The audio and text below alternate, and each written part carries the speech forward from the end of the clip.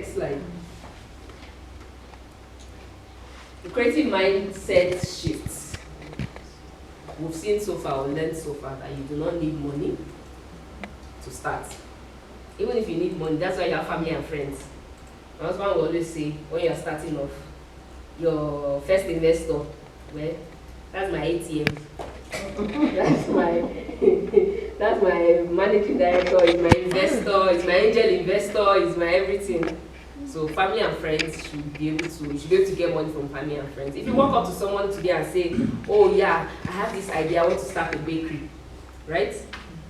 For me, if she walks up to me to say she wants to start a bakery, I will go into my storage and find what I can, this is what I can offer you to start. If I don't have the money to give, that's why you have family and friends. All right? So imagine that you have this idea and you've been carrying it around. Yeah, do you know I'm very creative? I know how to crochet. I've been crocheting since high school, yet we can't see anything. But if for 12 months you commit to starting that business, just imagine that somebody pays you for a bag, 400 rand every week, and you make 1 bag per week. Multiply by 52, as opposed to just sitting and saying, this economy is hard, this Ramaphosa economy is hard. Multiply 52 by 400, that's the money you would have made in the space of 1 week. So if you start treating your business or your talents or creativity, you start treating it like you should treat a business. At the end of the day, you will have something to show for it. Next slide. Sustainable creative do not rely on one income stream. If in 2026 you do not have at least 2 things giving you money, my friend, you are joking. You are playing. You are playing. 2026, this is the year to put in more work, but work smart, or put in extra effort. All right, next slide. So what are the key takeaways from this class today? Resourcefulness beats capital. Who knows what that means? You can have all the money in the world, but you don't know how to steward the money. What do they say? Clock it. You can have all the money, but you don't know how to. For example, if my husband has been asking me for years, what business would you like to do? And I say, I want to crochet, and he gives me money to start. And all I've been doing is just sitting there and looking at the crochet, the yarns. Nothing will come out of it. And the way he speaks about my businesses, sometimes I feel like, my guy, it's like you're putting too much. These businesses are not as. I believe in you. Yes. So you have to be resourceful. Put in work, teach yourself, school yourself on the things you want to do. I proudly say anywhere, any day, anytime. I'm a graduate of YouTube. So many things I know how to do, but I go to YouTube, I learn from the internet. All right?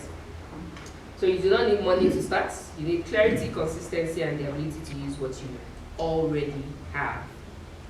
Systems turn ideas into income. Okay? When you set clear pricing, you know your processes, you set delivery timelines, you protect your time and energy. All right? Diversify to sustain. Somebody once said to me one day, she was like, you don't post about manners anymore, you don't post about food anymore. Are you only doing crochet now? Baby, I diversified. Some of us don't just sit on one thing. You must never sit on one thing. There must be other things that are giving you money. Okay? Scaling is about stability, not size. Grow responsibly. You don't have to start today and 2 days later you have made it. All right? Grow responsibly. Lastly, my favorite part, again, promote your work. Carry your matter for your head. Carry your business on your head. Talk about your spaza shop. Speak about it. Speak about what you do. If you know how to talk and let people, my friend, guy, why are you talking? You are talking so much. Yes, that's the gift God has given you, and one day it will place you in front of kings.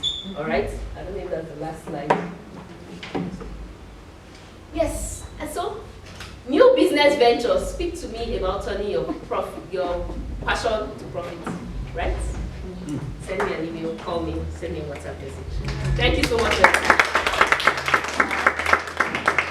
Thank you very much. Yeah. All right. I want to just add to what he did. Based on the case study, I don't want to lose my train of thought here. So write this down. Remember we designed the process, the system for Mama T's business. So now let's define something we call value proposition statements. At every point in time you're going to ever pitch a business, your ability to, in a statement, tell what you do is critical. The problem with many people who start up something or who do something is our inability to articulate what we do in a way that when somebody hears what you say, it clocks, it clicks, and they commit. So let us quickly use this same business, okay, as a case study to define or create a value proposition statement. Now, I'm sure a lot of you have had the word elevator pitch, you know, or you hear that. Yeah. Now, they read, it's actually a value proposition statement for you to say, oh, our business called this, solve this problem for this kind of people at this price, better than our competition. Do you understand? Our business. Go slowly and go very, very slowly. No, we are going to say it together, but let me just define what I said. Let me say what I said again. My business solves this type of problems for this kind of people in this place or location at this very type of price, which makes me better than my competition. That is what the value proposition statement, that's the composition of a value proposition statement. So now let us together build Mama T's business. Then you will now build for your business or for your idea, or for your concept, or whatever it is that you do. All right? So can we start now? What name is, we call it Mama T's? Mama T's Bakery. Confectionery. Now, the name has already defined the class of customers. This is very critical. So you don't just wake up and give yourself a brand name. You don't just, so when whatever you stamp as an identity already defines where you want to go to. Do you understand me? If you build a mall or you build a business and you just put Kumalo there, it's a good name, it's not a bad name. But you've already told the world the kind of people you want to show. I promise you. There was a reason they decided, okay, let's call it our train. Imagine they say in Kingsway train. Some of you will be skeptical to ride on it. Even it might be better, but you will just be skeptical, like, anyway. Do you get it? Yeah. So now let's define this value proposition for this business. So let's go. You see, our business or our Mama T's confectionery is now. In that is, you need to clearly state your product line so that it's clear. Because if you say confectionery, that's big English again. Now, you must never create ambiguity in the value proposition statement. Let me use myself as an example. Years back, because I do so many things, when people ask me, what do you do? My response used to be, what don't I do? What is stupid word? And guess what? Nobody brought anything. You don't you know, but that was the most stupid way to ever define what you do. But when I got clarity, what do you know? Oh, I design websites. I do graphic design. I started getting jobs. Because me thinking, oh, I'm a developer, I'm a programmer, I'm a rally, and what don't I do? That means you are nothing. You don't have any value in the market. All right? So, Mama T's confectionery, what do you call it now? Business offers the best scones. Every other thing. Are you understanding? We're writing right because we are all going to read this statement. It has to make sense. We're building now. So Mama T's confectionery baking business. Is that the word? Or bakery, right? Confectionery. Confectionery. Confectionery, because we are thinking long term. Okay. Because we innovate and add other products.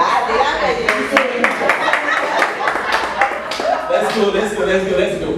So Mama T's confectionery offers world class or best. World class. World class is also ambiguous.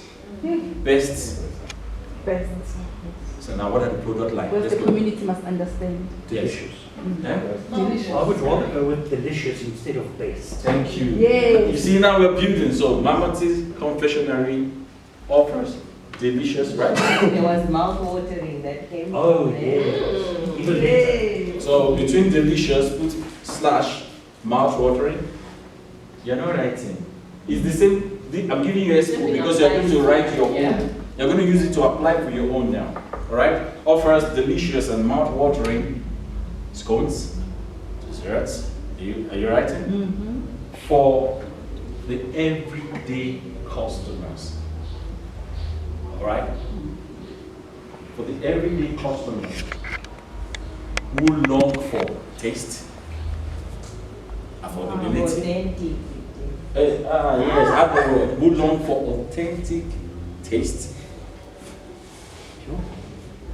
affordability, If affordability is And availability, and consistent availability. oh yes. So are you saying that we are building something? Authentic, affordable. Good. Yes, that is authentic, affordable. And consistent availability. Now remember, you are preparing. So cell hygiene as part of your process. Okay? Cell hygiene. So find a word to coin in the environment at which this is produced. So it's not a dirty environment, it's not, you know. So let's please, I need somebody who has finished adding these skeletons together so that we have a flesh to it now. Yeah, who long for authentic taste of home? Okay. Good. Add.